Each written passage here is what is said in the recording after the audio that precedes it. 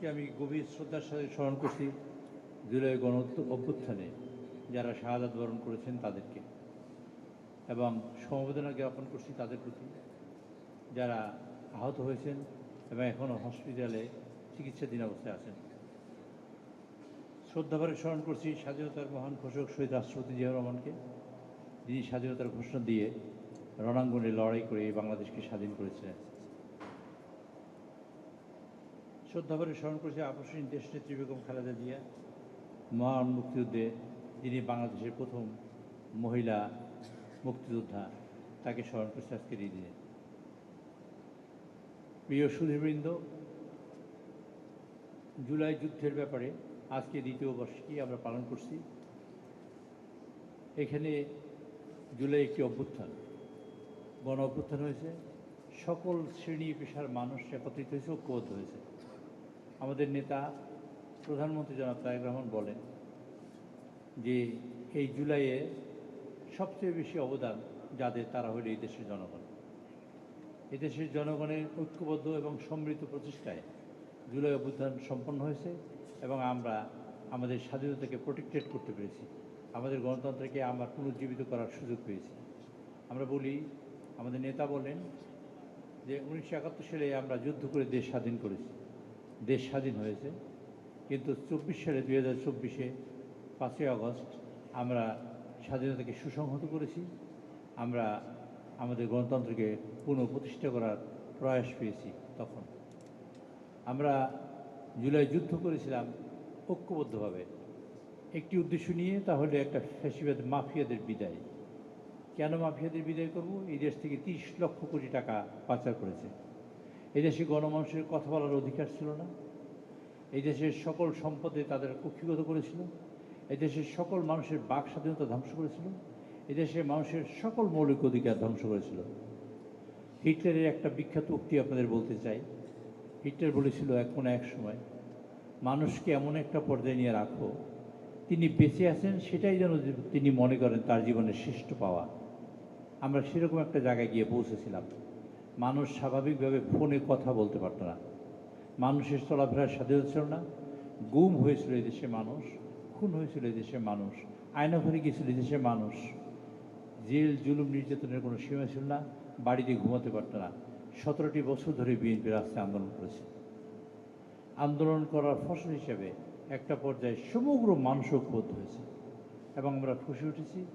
সমগ্র মানুষ ঐক্যবদ্ধ হওয়ার ফলশ্রুতিতে মাফিয়া সরকারের বিদায় হয়েছে। সেখানে আমাদের সশস্ত্র বাহিনীর ভূমিকা অত্যন্ত প্রবল ছিল এবং শক্তিশালী ভূমিকা তারা পালন করেছে। আজকে 2 বছর যেতে না যেতেই আমরা পার্লামেন্টে, গত 5 মাস হয় পার্লামেন্টের বয়স, আমরা পার্লামেন্টে 2টা সেশন পার করেছি। প্রথম সেশন রাষ্ট্রপতির ভাষণ, দ্বিতীয় সেশন ছিল আমাদের বাজেট সেশন। 2টা ভালো সেশন আমরা পার করেছি ঐক্যবদ্ধভাবে, সমৃদ্ধ প্রয়াসের ভিত্তিতে। প্রিয় সুধীবৃন্দ, যা না বললেই নয়, আমরা সবাই ঐক্যবদ্ধ হয়েছি পার্লামেন্টে যে মাননীয় কোনো সংসদ সদস্য সরকারি ট্যাক্স ফ্রি কোনো গাড়ি গ্রহণ করবেন না। আমরা মাননীয় সকল সদস্যবৃন্দ ঐক্যবদ্ধ হয়েছি যে সরকারের কোনো প্লট কোনো এমপি মহোদয় নেবেন না। আমরা ঐক্যবদ্ধ হয়েছিলাম সংসদে যে এই গ্যাসের তেলের দাম এবং পেট্রোলের লাইন পেট্রোল পাম্পে অনেক বড় হয়ে গেছে। আমরা ঐক্যবদ্ধভাবে তার প্রয়াস একত্রিত হয়ে সমস্যার সমাধানের চেষ্টা করেছি এবং সেটার সমাধান হয়েছে। আমরা বিশ্বাস করেছি এই 2টা সেশনে যে আমরা সবে ঐক্যবদ্ধ থাকলে এই দেশের সমস্যার সমাধান করা সম্ভব, এবং যে কারণে বিরোধী দলের নেতা তিনি বারবার বলেছেন এদেশে গণতন্ত্রের মুখ খুব বেশি সময় পায় না, সুযোগ পায় না।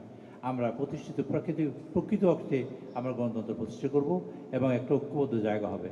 আমরা সকল সমস্যাকে নিয়ে আসবো পার্লামেন্টে, আমরা সমাধান করবো সেখানে পার্লামেন্টে, এবং সমাধানের কেন্দ্রবিন্দু হবে পার্লামেন্ট। তার জন্য আমরা গণতন্ত্র প্রতিষ্ঠা করতে চাই, এই পার্লামেন্টেই তার যাত্রা শুরু হবে।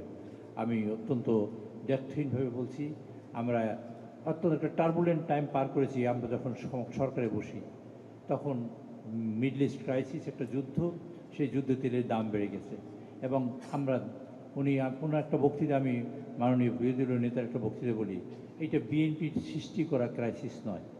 এই লাইনটা তিনি পার্লামেন্টে বলেছিলেন যে তেলের ক্রাইসিসটা আমরা সৃষ্টি করিনি। এই যে করি নাই, এবং এই যে উনি সংবেদনশীল মন দিয়ে বিষয়টা বুঝতে পেরে সমস্যার সমাধান নিয়ে এগিয়ে এসছেন, আমরা মনে করি আগামী পথ আমরা সেভাবেই চলতে চাই।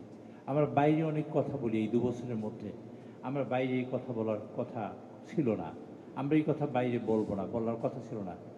আজকে তারেক রহমান সাহেবের আমরা দোষ দিতে পারি। তারেক রহমান সাহেব সরে গেলে কে বসবেন ক্ষমতায়?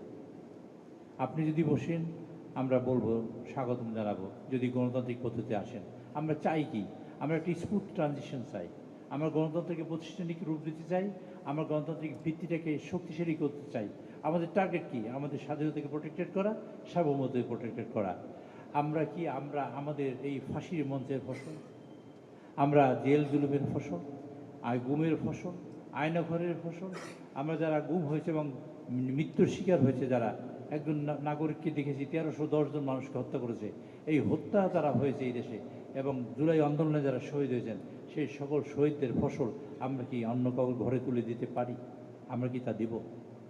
আমরা যদি নাই দিতে চাই, তবে আমাদের নিজেদের জ্ঞান বুদ্ধি দিয়ে, আমাদের মননশীলতা দিয়ে, আমাদের অভিজ্ঞতা দিয়ে আমাদের সিদ্ধান্ত নিতে হবে আমরা করব কি।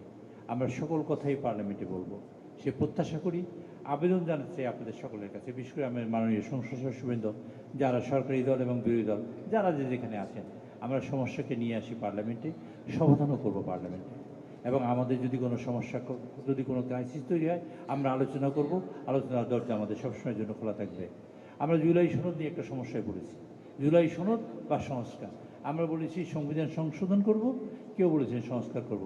আমরা করব কি? অ্যাকচুয়ালি আমরা করব এইটা যেটা আমাদের দরকার, সেটাই আমাদের দরকার। কি আমাদের দরকার? ভারতের সংবিধান তারা লিখছেন 1950 সালে, মানে 1950 সালে সংবিধান দিয়েছেন, আর 2026 সালে এই 76 বছর বয়সে 106 বার সংবিধান সংশোধন করেছে তারা তো নতুন করে সংবিধান লেখে নেয়। সংবিধানে একটা কমা, দাড়ি, সেমিকোলন, এটা পরিবর্তন হয় সংস্কার। একটা লাইন পরিবর্তন হয় সংস্কার। আমি জানি না এই দুইটা শব্দের মধ্যে পার্থক্য কী, একটা লাউ একটা পদু কিনা আমি জানি না, আমি এত বিশেষজ্ঞ নই। আমি বিশেষজ্ঞদের কাছে জানতে চাই আমরা সমস্যাটা কী, আমরা সমাধান করতে চাই। আমরা যা চাই, আমরা সংবিধানই লিখতে চাই, নতুন করে লিখতে চাই, সংবিধানে সবই ইনকর্পোরেটেড হবে, এবং আমরা লিখতে চাই সংবিধানে, আমরা সেই আলোকে দেশটাকে গঠন করতে চাই।